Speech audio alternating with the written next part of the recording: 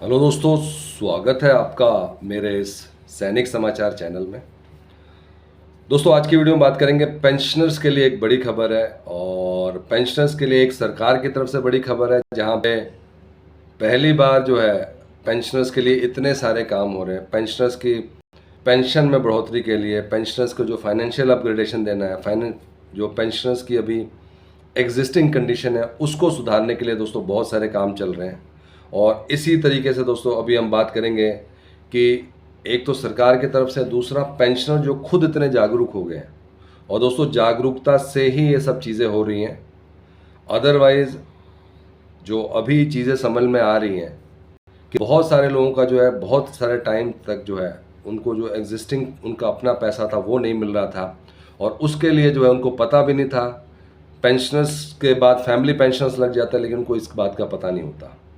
तो दोस्तों आज की वीडियो में हम इसी में बात करने जा रहे हैं, जहाँ पे अभी पेंशनर्स के लिए चीज़ें बहुत तेज़ होगी। और हम बात करें मीडियम जो वर्ग है, जो मीडियम क्लास के लोग हैं, उनके लिए जो है अब सरकार की तरफ से बहुत सारी चीज़ें होनी शुरू हो गई है। और मेन मुद्दा यही है कि जो इस बार के जो चुनाव के रिजल्ट्स थे वो बहुत ही ज़्यादा अलग तरह के रिजल्ट थे, जो उम्मीद नहीं थी। और कहीं ना कहीं जो है मध्यम वर्ग के लोगों ने भी जो है अपना, पेंशनर्स ने भी अपना जो है इसके अंदर वोट डाल के ये जताया कि उनको तकलीफ़ है और उनकी जो है समस्याओं को समाधान होना चाहिए। इसी को लेकर दोस्तों अभी हरियाणा की बात करें, हिमाचल की बात करें, तो यहाँ पे देखा जा रहा है कि पेंशनर्स की बात हो रही है, पेंशनर्स की समस्याओं की बात हो रही है। आज से 2 साल पहले पार्लियामेंट्री कमेटी ने एक रिकमेंडेशन दिया था, और पार्लियामेंट्री कमेटी ने कहा था कि भारत में जो पेंशनर्स की जो कंडीशन है उसको सुधारने के लिए एक फॉर्मूला दिया था उन्होंने। और उन्होंने भी ये माना था कि पेंशनर्स को जो है अभी पेंशन मिल रही है वो काफ़ी कम मिल रही है, और जो ये फॉर्मूला बना रखा है जहाँ पे 80 साल की उम्र पे जाके 20% मिलता है, तो जो 80 साल के जो 20% मिल रहा है वो बहुत कम लोग हैं जिनको कि इसका बेनिफिट मिल रहा है। मैक्सिमम जो पेंशनर्स है वो 65 से लेकर 75 साल की रेंज में है। और आज की डेट में जो लाइफस्टाइल है, जो जीवन शैली है, उस हिसाब से जो एज की बात करें हम लोग, तो बहुत कम है जो कि 80 ईयर्स पे जाके ये लेते हैं। उसके बाद 85 ईयर्स, 90, वो जो एक जहाँ पे पेंशन जो है राइज होना शुरू होती है, उस वाले रेंज में बहुत कम लोग हैं। इसकी वजह से जो है 2 साल पहले ये रिकमेंडेशन दिया था, लेकिन आज तक रिकमेंडेशन का रिकमेंडेशन है, वो चीज़ आज तक इम्प्लीमेंट नहीं हुई है। और इसी को देखते हुए दोस्तों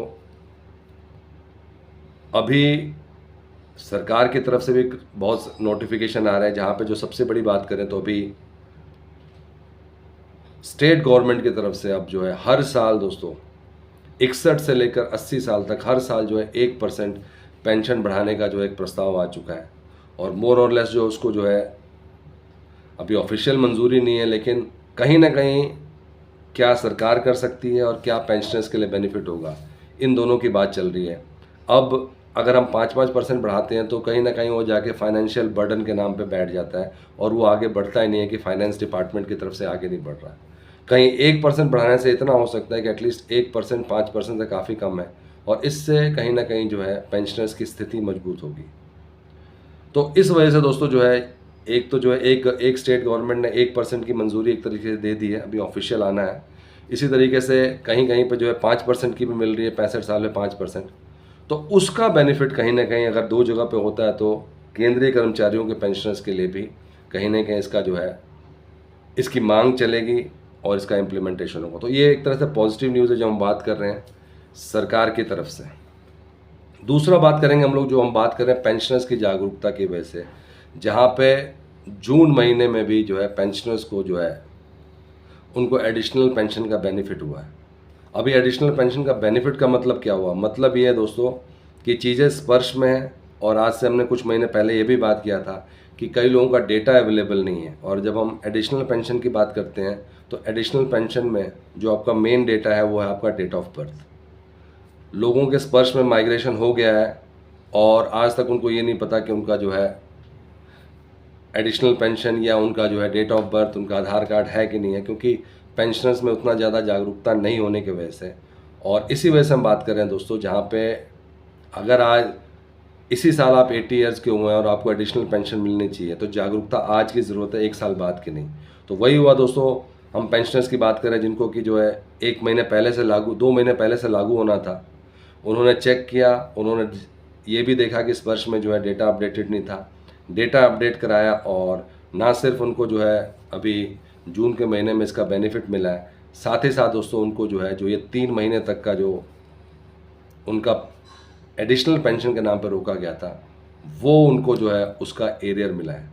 तो दोस्तों दोनों तरफ से है, कहीं ना कहीं एक तरफ तो वैसे ही आपको पेंशन कम मिलती है, अगर वो भी आपको एडिशनल पेंशन का बेनिफिट नहीं मिल रहा और आप जागरूक नहीं है और आप इसके लिए अपना ग्रीवेंस नहीं डालते, तो दोस्तों वो एक ये 3 महीने बाद समझ में आया तो 3 महीने बाद आपको एरियर मिल गया।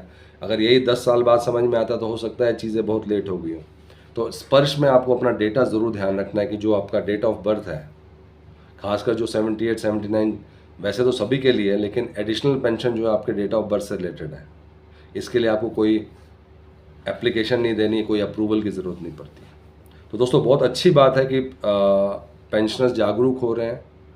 स्पर्श ने आपके हाथ में जो है पूरा आपको जो है चाबी पकड़ा रखी है, जो करना है आप कीजिए। गलत करते हैं आप रिस्पॉन्सिबल है, सही करते हैं आप रिस्पॉन्सिबल है। स्पर्श सर्विस सेंटर खोला जा रहा है, स्पर्श सर्विस सेंटर में जाके अगर आपको कोई डाउट है तो आप क्लियर कर सकते हैं। तो दोस्तों ये थे आज का इम्पॉर्टेंट अपडेट सभी पेंशनर्स के लिए, केंद्रीय कर्मचारियों के लिए, पूर्व सैनिकों के लिए। अगर वीडियो पसंद आए तो लाइक कीजिए, शेयर कीजिए और सब्सक्राइब करना ना भूलें। Thank you for watching this video.